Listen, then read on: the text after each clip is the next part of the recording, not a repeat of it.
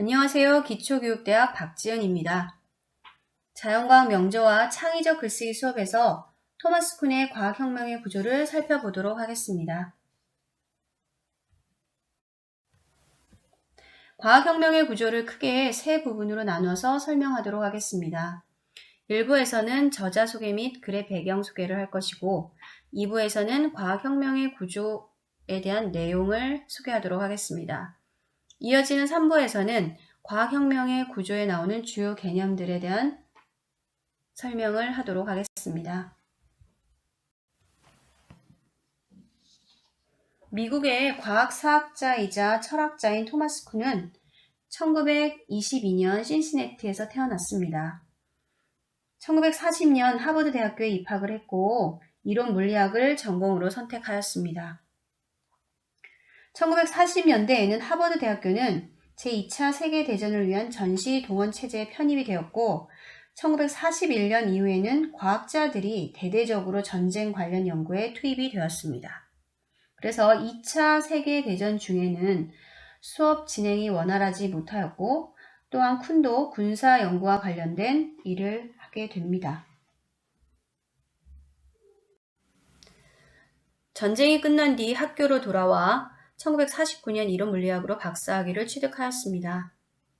물리학의 구체적인 이론보다는 왜 물리학 이론이 세계를 설명한다고 할 수 있는가와 같은 궁극적인 문제들에 더 큰 관심을 가지고 있었습니다.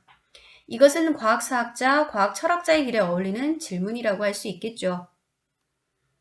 하버드 대학교의 교양교육 및 과학사를 강의하였고 그 후에 버클리 대학교, 프린스턴 대학교, 매사추세츠 공과대학 등에서 과학사를 강의하였습니다. 또한 꾸준한 연구 활동을 하였습니다. 토마스 쿤의 저서를 잠시 살펴보도록 하겠습니다. 1957년 코페르니쿠스의 혁명을 출판하면서 뛰어난 과학사학자로서 인정받는 계기가 됩니다. 도전적이고 혁신적인 내용 때문에 학계에 큰 충격을 던진 과학혁명의 구조는 1962년에 출판하였습니다. 1977년에는 본질적 긴장을, 이어서 1978년에는 흑체 이론과 양자 불연 속성을 출판하였습니다. 자신의 철학적 입장을 가장 잘 증명해 준다고 생각하고 출판했지만 쿤의 기대와는 달리 이 책은 과학사학자들 사이에 커다란 논쟁만 불러일으킨 채로 그의 핵심적인 주장 자체는 거의 받아들여지지 않았습니다.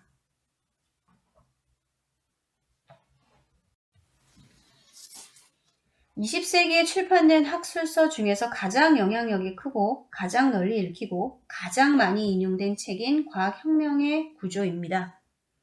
20세기 과학과 인문학에서 가장 많이 언급된 책이며 20세기에 가장 영향력이 있는 과학 철학자인 쿤의 대표적인 저서이기도 합니다.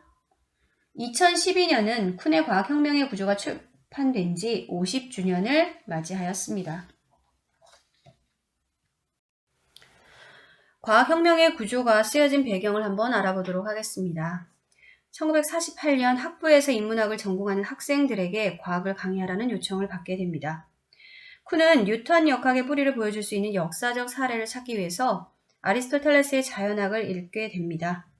아리스토텔레스의 자연학을 읽은 토마스 쿤은 그것이 대단히 잘못되었다는 것을 발견하고는 놀라는데 어떤 주제에 대해서는 그렇게 탁월한 철학자가 어떻게 물리학에 대해서는 그렇게 그릇된 생각을 가질 수 있을까 하는 의문을 품게 되었기 때문입니다. 운동이나 물질과 같은 기초 개념에 대한 아리스토텔레스의 생각이 뉴턴과 완전히 다르다는 사실을 알게 되었습니다. 예를 들면 아리스토텔레스는 운동이라는 개념을 위치의 변화뿐만 아니라 변화 일반을 지칭하기 위해서 사용했습니다. 태양이 지평선으로 넘어가는 것뿐만 아니라 붉어지는 것도 운동이라고 생각하였습니다. 아리스토텔레스의 관점에서 이해할 때 아리스토텔레스의 물리학은 나쁜 뉴턴이 아니라 다만 뉴턴과 달랐을 뿐입니다. 자, 이제 과학혁명의 구조의 차례를 한번 알아보도록 하겠습니다. 과학혁명의 구조는 서문과 본문 13장 후기로 구성되어 있습니다. 아래에서 보면 정상과학, 패러다임, 위기, 과학의 혁명이라는 눈에 띄는 부분들이 있습니다. 2부에서는 내용 소개가 이어집니다. 감사합니다.